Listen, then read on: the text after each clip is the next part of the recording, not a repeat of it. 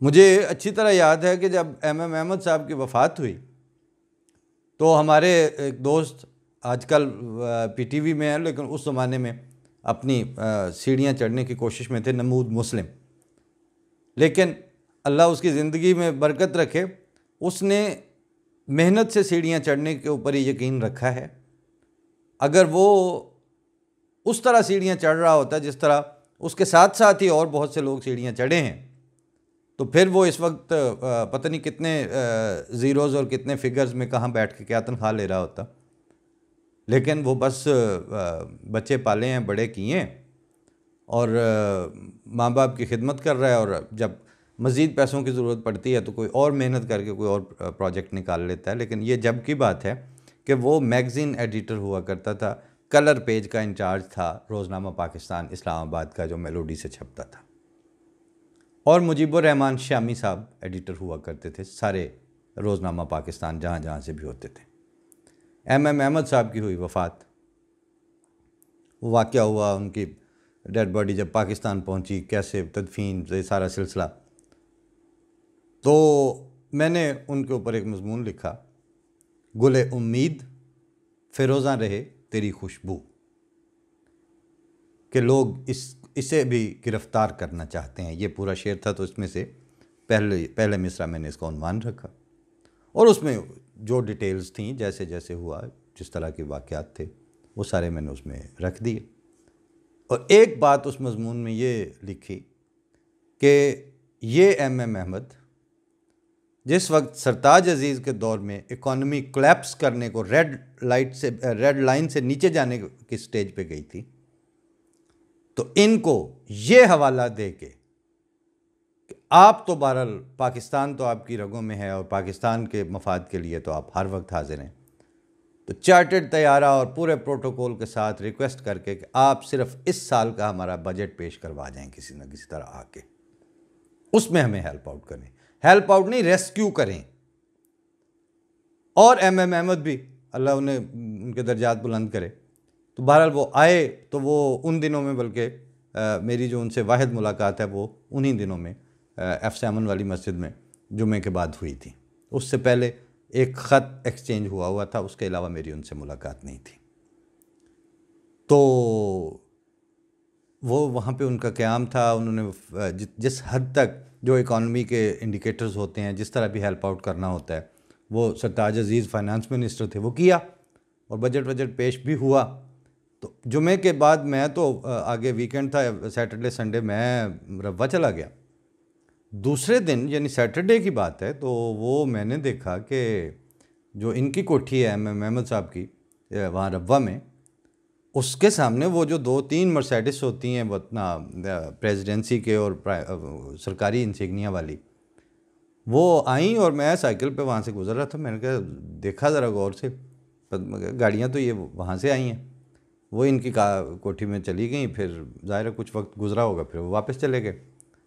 तो पता किया जी क्या, तो उन्होंने कहा कि इनसे जैसे वो स्टेट गेस्ट से पूछा जाता है कि सर साइट सीइंग के लिए आपके लिए क्या अरेंजमेंट किए जाएं, तो उन्होंने यही कहा कि मुझे फिर रब्बा का विज़िट करवा दो, मैं आया हुआ हूँ तो मैं मिल रहा हूँ उनसे। और उस वक्त सरकारी प्रोटोकॉल की जो प्रेसिडेंसी की कारें हैं या प्राइम मिनिस्टर हाउस की, वो लेके आ रही हैं, और जिस वक्त उनकी डेड बॉडी आ रही है, तो वो बंदा जिसके ज़माने में ये कहते थे कि जी पाकिस्तान ने जर्मनी को कर्जा दिया था, जिसके ज़माने के जो डेवलपमेंटल प्रोजेक्ट्स थे, उस तरह के 5 साल मंसूबे दोबारा पाकिस्तान को नसीब नहीं हुए जैसे उनके दौर में हुए, उस बंदे की डेड बॉडी आ रही है, वो तदफीन हो रही है, एक भी किसी हुकूमती इदारे को तौफीक नहीं हुई कि वो उसके ऊपर स्टेटमेंट दे सकें, ताज़ीती बयान या कुछ कह सकें। तो मैंने उस वक्त इब्तदाई पैराग्राफ में ये लिखा था कि नमाज जनाजा के बारे में ये सहूलत है कि उसको फ़र्ज़ कफ़ाया कहा जाता है, कि अगर कोई एक भी बस्ती में से अदा कर दे तो काफ़ी हो समझा जाता है। लेकिन इस सहूलत के साथ ये बड़ा शदीद इंज़ार भी शामिल है कि अगर कोई एक भी अदा ना करे तो फिर अल्लाह ताला पूरी बस्ती को ज़ेर अज़ाब ले आता है। तो मैंने कहा कि मैं देखता रहा हूँ पूरा हफ़्ता, किसी को तौफीक नहीं हुई है, तो अब ये मैं मज़मून उनके लिए ताज़ीती लिखा है ताकि इस मीडिया और इस मुल्क के दानिश्वरों और अहले इक़्तिदार की सारी बस्ती पे अज़ाब ना आ जाए। किसी एक ने ज़रूर ज़िक्र किया हो। नमूद मुस्लिम ने वो मज़मून पढ़ा। वो बाहर खोखे पे बैठे हुए थे हम, तो मुझे कहता है कि ये मज़मून मैं छापने लगा हूँ आज ही। शामी साहब का मुझे पता है बड़ी बां करनी है उन्होंने, लेकिन मेरी नौकरी भी चली जाए, ए मज़मून मैंने छापना ही छापना है। अगले दिन उसने कलर पेज पे फ्रंट के क्वार्टर के ऊपर पूरे का पूरा वो मज़मून दिया और सुर्खियां लगा लगा के दिया। MM अहमद साहब को ट्राइब्यूट बहरहाल उसने पेश करने में मदद दी। ना नमूद मुस्लिम फाकों से मरा, ना नमूद मुस्लिम के बच्चों की ज़रूरतें रुकीं, और ना नमूद मुस्लिम की नौकरियों के रास्ते बंद हुए। ये बार बार मैंने उसके बेचारे का नाम इसलिए लिया है कि एक तो उसको एतराज़ कोई नहीं है, जो काम उसने किया है वो कहता है हाँ मैं ओन करता हूँ। दूसरा इसलिए किया है कि आप लोगों के यहाँ एहसान फरामोशी और अपने खिदमत करने वालों के होते हुए और चले जाने के बाद हर दो सूरतों में उनकी सिपास गुजारी के बजाय एहसान फरामोशी और उनको गद्दार और एजेंट कहने का कल्चर आपकी सियासी ज़रूरतों ने आम करके आपकी नस्लों की रगों में खून की तरह शामिल कर दिया है। अब बहुत मेहनत लगेगी,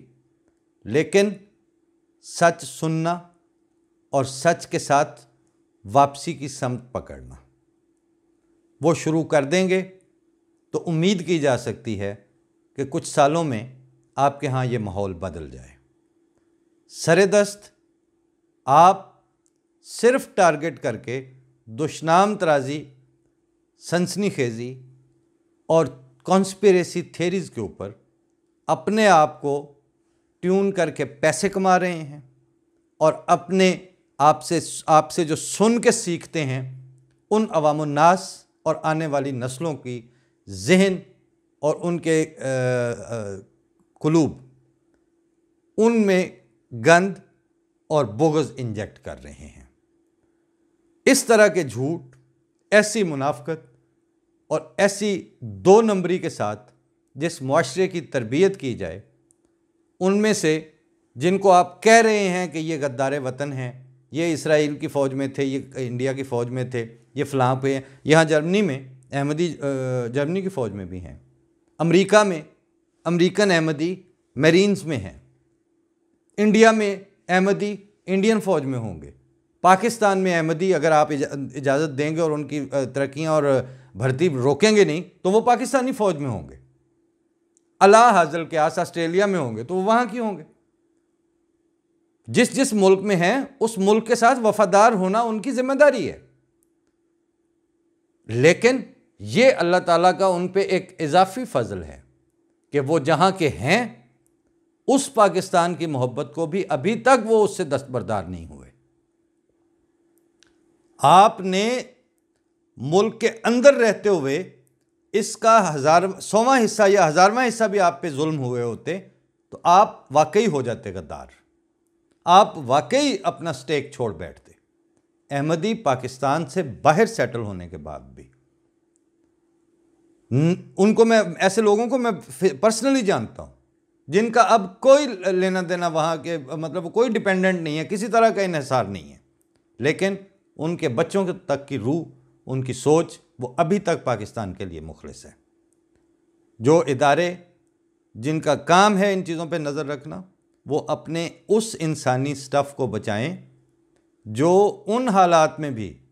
वो सलीम कौसर का बड़ा बरमहल शेर याद आया है कि वो बर्ग जिन पे रुतों के अजाब उतरे थे, शजर से कट के भी गुलशन के तर्जुमान रहे।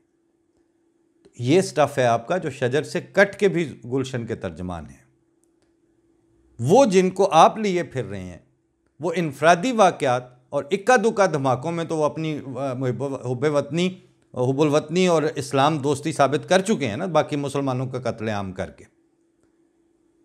इसलिए अब किसी तरह जो आपका सचमुच का स्टफ़ है उसकी इज़्ज़त नफ्स और उसको इंटैक्ट रखना, और मुल्क की फ़ज़ा को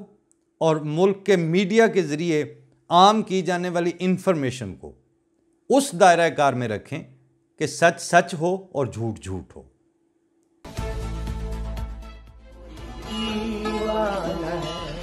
एक